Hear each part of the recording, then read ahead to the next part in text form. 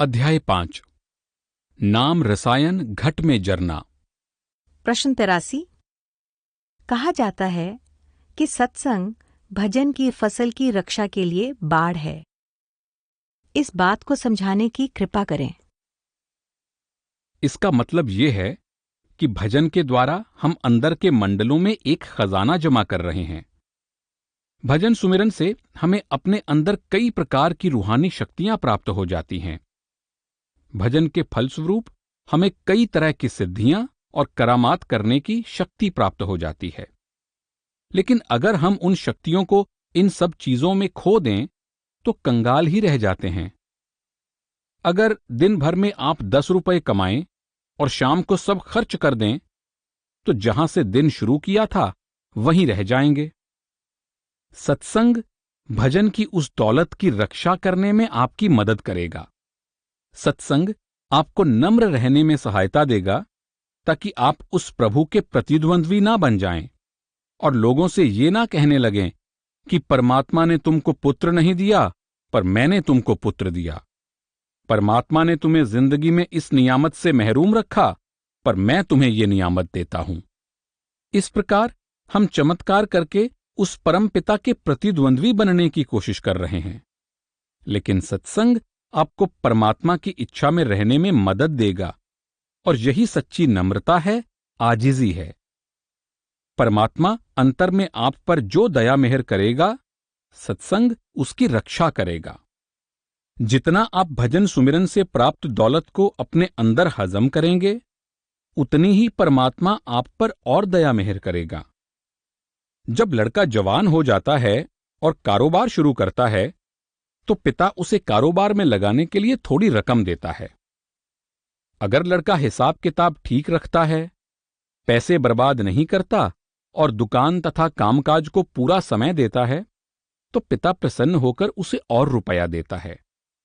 अंत में जब पिता देखता है कि पुत्र कारोबार को अच्छी तरह संभाल रहा है तो उसके पास जो कुछ भी है वो सब पुत्र को दे देता है। लेकिन अगर पुत्र शुरू में ही पैसे लुटाने लगे और कामकाज में मन ना लगाए तो पिता भी अपने हाथ खींच लेता है। अगर हम ईमानदारी और लगन के साथ भजन सुमिरन करते हैं तो हमें उसका फल जरूर मिलता है।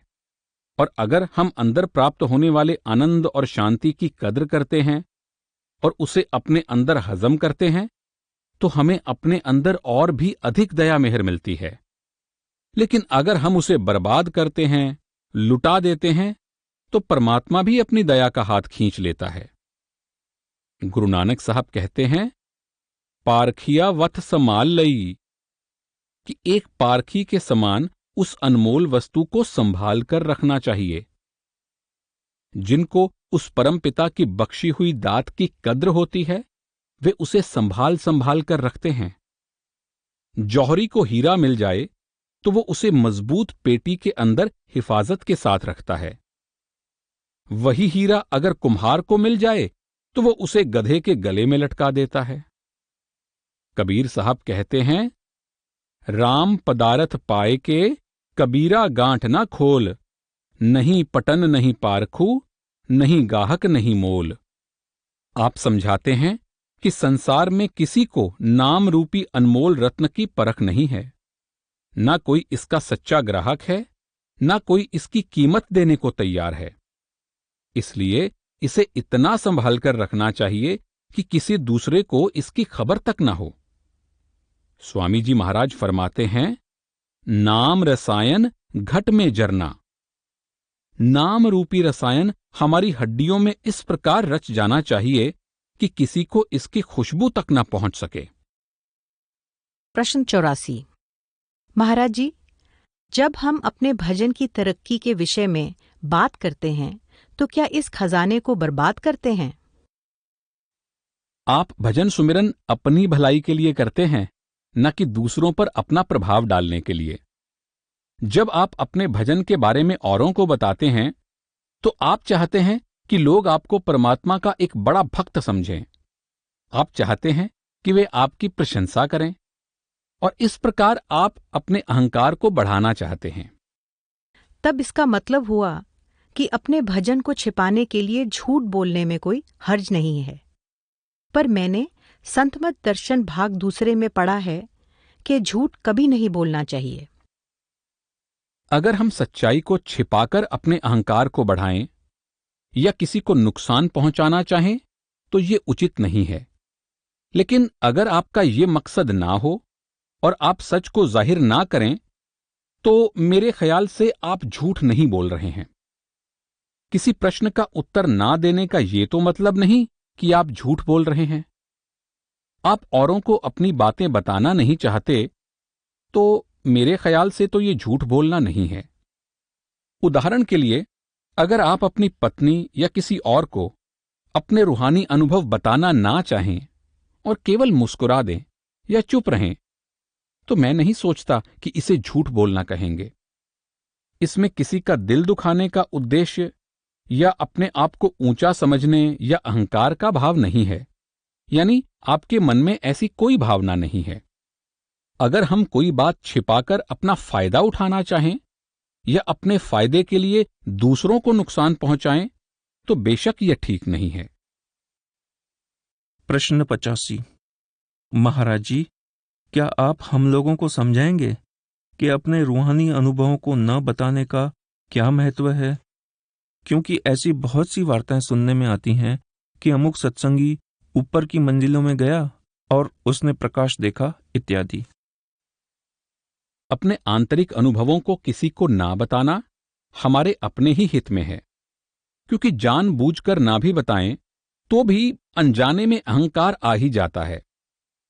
जब हम अपने अनुभव बताते हैं तो हम सोचते हैं कि दूसरे व्यक्ति ने अभी तक प्रकाश भी नहीं देखा, कोई मंजिल भी पार नहीं की।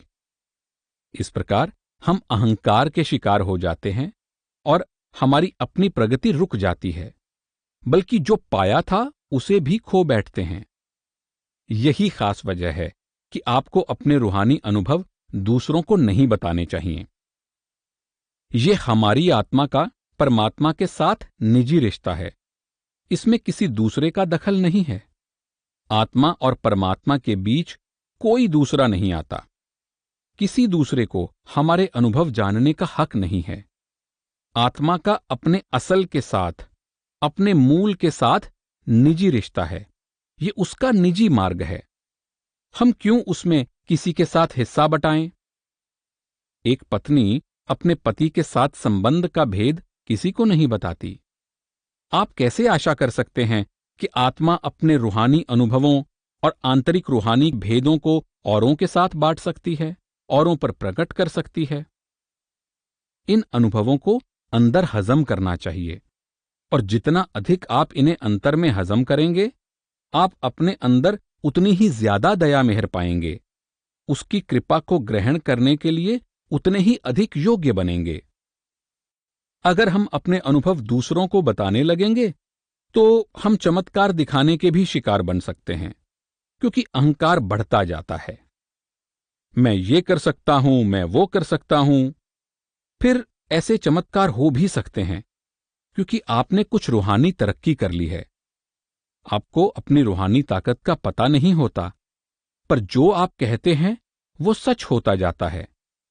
आप चमत्कार दिखाना नहीं चाहते, लेकिन आप में चमत्कार करने की शक्ति आ जाती है।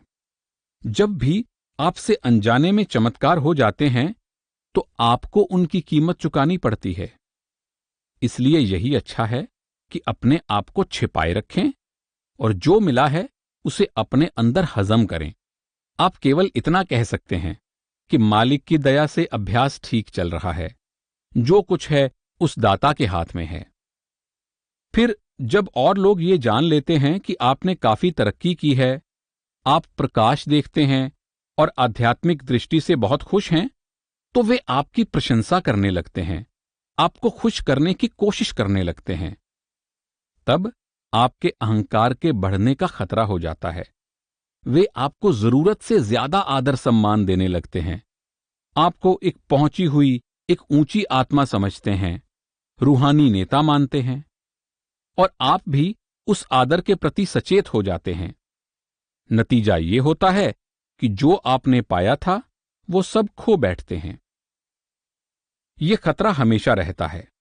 लोग तो स्वार्थी हैं, वे अपने स्वार्थ की पूर्ति के लिए आपको घेर लेंगे।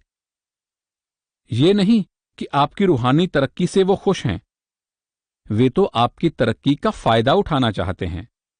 किसी को बच्चा चाहिए, तो किसी को सांसारिक प्रसिद्धि, तो किसी को बीमारी से छुटकारा।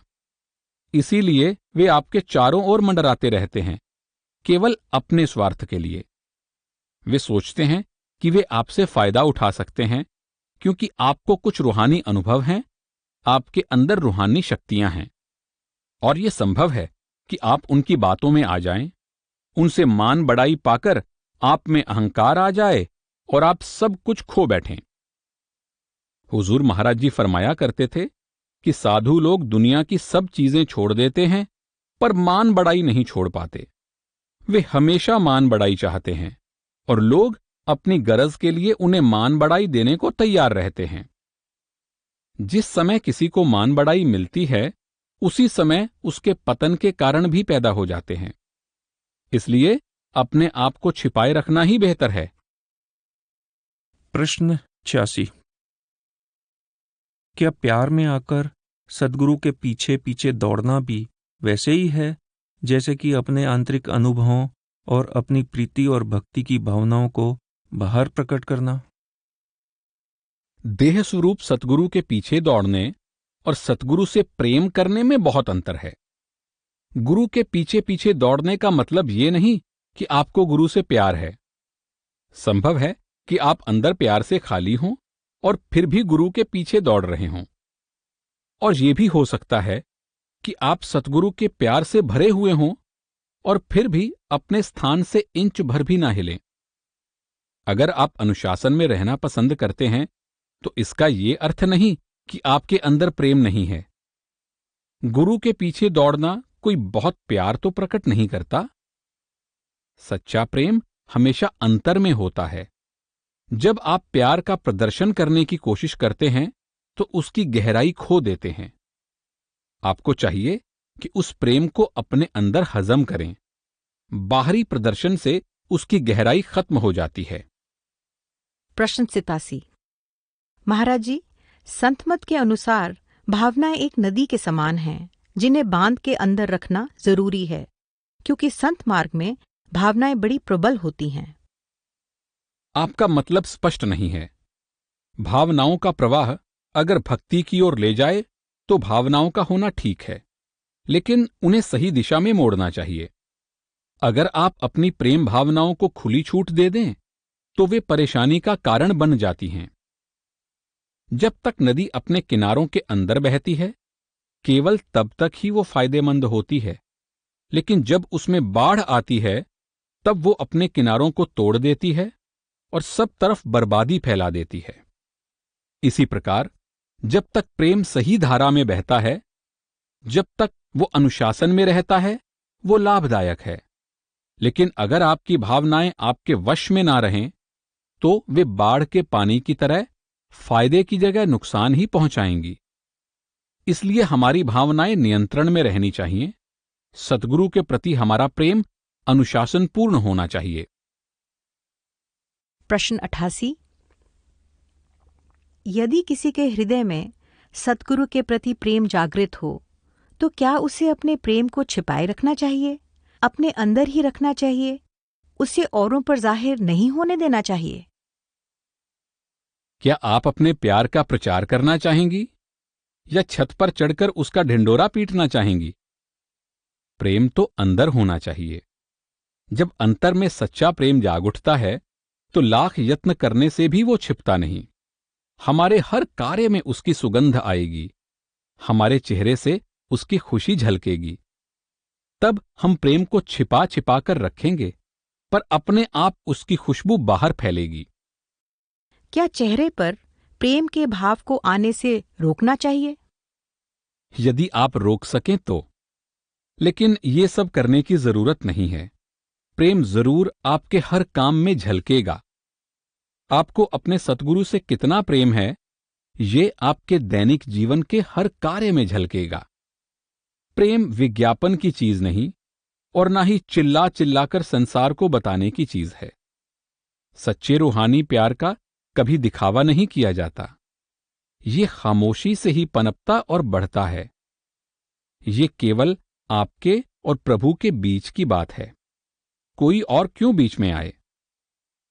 हम सतगुरु से प्यार दूसरों को दिखाने के लिए नहीं करते। ऐसा दृष्टिकोण हमें कभी नहीं अपनाना चाहिए।